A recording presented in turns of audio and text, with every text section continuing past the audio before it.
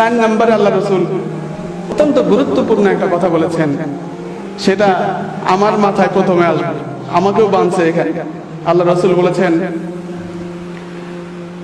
উলামাউহুম শাররু মান তাহতা আদিমিস সামাই মিনাস সামা।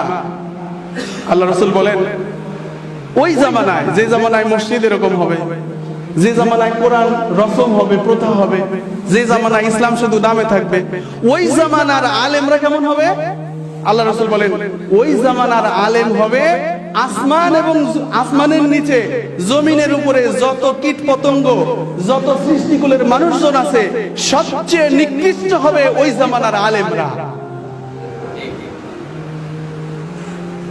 আমরা আছি আরো শেষ, আমরাও শেষ।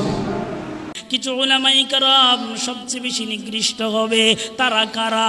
মিন ইনদিহিম তাখরুজুল ফিতনা, তাদের থেকে ফিতনা প্রকাশ পাবে। এখন দেখেন নতুন নতুন ফিতনা যেগুলো শুরু হচ্ছে, সবগুলো দুনিয়াদার আলেমদের থেকেই প্রকাশ পাচ্ছে। দুনিয়াদার আলেম যারা, তাদের থেকে নতুন ফিতনা শুরু হইতেছে। ওয়াতাউদু, আল্লাহর রাসূল বলেন, আবার ওই ফিতনাগুলো তাদের দিকেই ফিরে যাবে। এখন দেখেন দুনিয়াদার আলেম যারা, তারা এমন অবস্থা হয়েছে, যেদিকে বাতাস বেশি ওদিকে হেলে বেশি। দুনিয়াদার আলেম যারা, যেদিকে বাতাস বেশি ওদিকে হেলে বেশি। যারা সুবিধাবাদ জিন্দাবাদ আমল করে, সুবিধাবাদী বয়ান করে, সুবিধাবাদী বক্তব্য দেয়, যেদিকে ক্ষমতা বেশি, যেদিকে জোর বেশি, যেদিকে বাতাস বেশি, ওদিকে যারা হেলে যায়, তাদের ঠিকানা কোথায় হবে? তাদের ঠিকানা হবে জাহান্নাম। আমরা যারা ধর্ম ব্যবসা করে কোটি কোটি টাকা কামাই করি, ইমাম মাহদী আসলে, ঈসা আলাইহিস সালাম আসলে এই ধর্ম ব্যবসা কি চলবে? তখন তো ওই আলেমরাই বলবে যে ইনি ইমাম মাহদী না। মাহাদির বিরুদ্ধে ওই আলেমরাই ফতোয়া দিবে। যে আলেমদের পিছনে সাধারণ মানুষ ঘোরাফেরা করছে, এই আলেমরাই ইমাম মাহাদির বিরুদ্ধে ফতোয়া দিবে। যেমন ইহুদি খ্রিস্টানরা মুহাম্মদ সাল্লামের বিরুদ্ধে ফতোয়া দিয়েছিল। কাজে এখান থেকে আত্মরক্ষা করার জন্য আপনাদের কি ব্যবস্থা থাকতে পারে? একমাত্র জ্ঞান অর্জন ছাড়া। বলেন তো। কাজে আপনারা যদি জ্ঞান অর্জন করেন, তখন এই আলেমদের ভুলগুলো ধরতে পারবেন এবং আপনারা তাদের কথাগুলো ধরতে পারবেন। আসমানের নিচে জঘন্য হবে তাদের আলেম সমাজ। তারা ফিতনা সৃষ্টি করবে, সেই ফিতনা তাদের দিকেই ধাবিত হবে।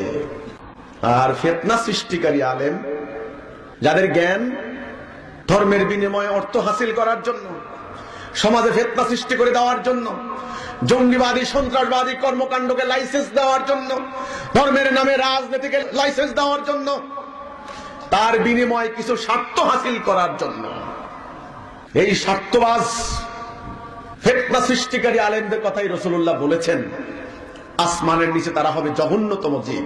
বিরোধিতা হচ্ছে কেন আপনাদের? এই তো যেন আপনারা সত্য উদ্ঘাটন করতে পারেন। হে আলেম সমাজ, কোরআন শরীফে যে নিয়ম বলা হয়েছে তার বাইরে তো আল্লাহ তাআলা কোনো বিধান দিবেন না। কোরআন শরীফে কি বলা আছে? ইয়া হাসরাতান আলাল ইবাদ মা ইয়াতিহিম মির রাসূলিন ইল্লা কানু বিহি ইস্তাহজিউন। বড়ই আক্ষেপ আমার বান্দাদের জন্য, যখনই তাদের কাছে আমার পক্ষ থেকে প্রত্যাদিষ্ট মহাপুরুষ এসেছে, তখনই তারা তার বিরোধিতা করেছে।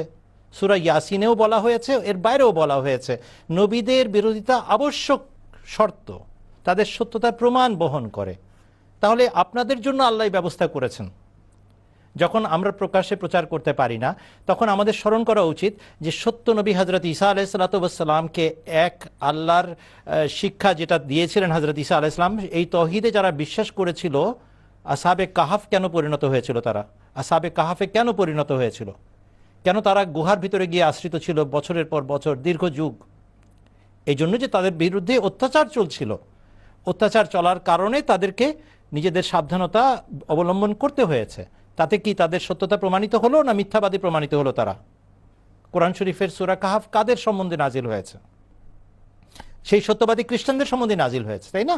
তারা এক নবীর অনুসারী ছিল, তার সত্য শিক্ষাকে অনুসরণ করেছিল। তাদেরকে আত্মরক্ষামূলক ব্যবস্থা করতে হয়েছে, কিন্তু প্রচার বন্ধ হয়নি, আর ধর্ম পালনও বন্ধ হয়নি। ঠিক একইভাবে হযরত মসিহে মাউদ ইমাম মাহদী আলাইহিস সালাম এসেছেন, রাসূলুল্লাহর উম্মতে তার অনুসারীদের বিরুদ্ধে যে সমস্ত প্রোপাগান্ডা, মিথ্যাচার চলছে এবং বিভিন্ন দেশে যে সমস্ত পরিবেশ সৃষ্টি করা হয়েছে, তার প্রেক্ষিতে তারা সেইভাবে খোলামেলা অনুষ্ঠান করতে পারে না যেভাবে আপনারা করতে পারেন। কিন্তু তাই বলে আফ্রিকার দেশ যেখানে স্বাধীনতা আছে সেখানে করতে পারে না? করে।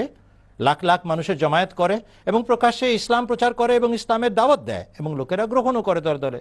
আমাদের বাংলাদেশেও অনেক প্রকাশ্যে আমরা অনুষ্ঠান করতে পারি, আপনারাও জানেন এই ব্যাপারে। আর পাকিস্তানে অমুসলমান ঘোষণা কেন করা হলো 1974 সালের 7ই সেপ্টেম্বর? এই জন্য আমাদেরকে সরকারিভাবে অমুসলমান ঘোষণা করা হলো, যেন আপনারা সরকারি মুসলমানে পরিণত হন আর আমরা সরকারি কাফেরে পরিণত হই আর আপনাদের চোখ খুলে যায়। তাই তো 72 দল একদিকে হয়ে একটা দলকে আমরা অমুসলমান ঘোষণা করলাম, আর হযরত মুহাম্মদ সাল্লাল্লাহু আলাইহি ওয়াসাল্লাম বলেছেন 72 বেঠিক হবে আর একটা সঠিক হবে। আমরা এই উল্টো কাজটা করলাম কেন? এই উল্টো কাজই প্রমাণ করে দিল কে সত্য আর কে মিথ্যা। এই জন্য আল্লাহ তাআলা বারবার এই ঘটনা ঘটাচ্ছেন, যেন মুত্তাকি আলেমরা সম্বিত ফিরে পায়। আপনাদেরকে দাওয়াত খাঁটি ইসলামের কাছে, আপনাদের দাওয়াত খাঁটি ইসলাম গ্রহণ করার। দোয়া করেন, যাচাই বাছাই করেন, মিলিয়ে দেখেন কোরআন সুন্নাহ হাদিসের সাথে, দোয়া করে সিদ্ধান্ত নিয়ে নেন। আল্লাহ আপনাদেরকে সাহায্য করুন। জাযাকাল্লাহ মানুষের সংক্ষেপে বলার জন্য।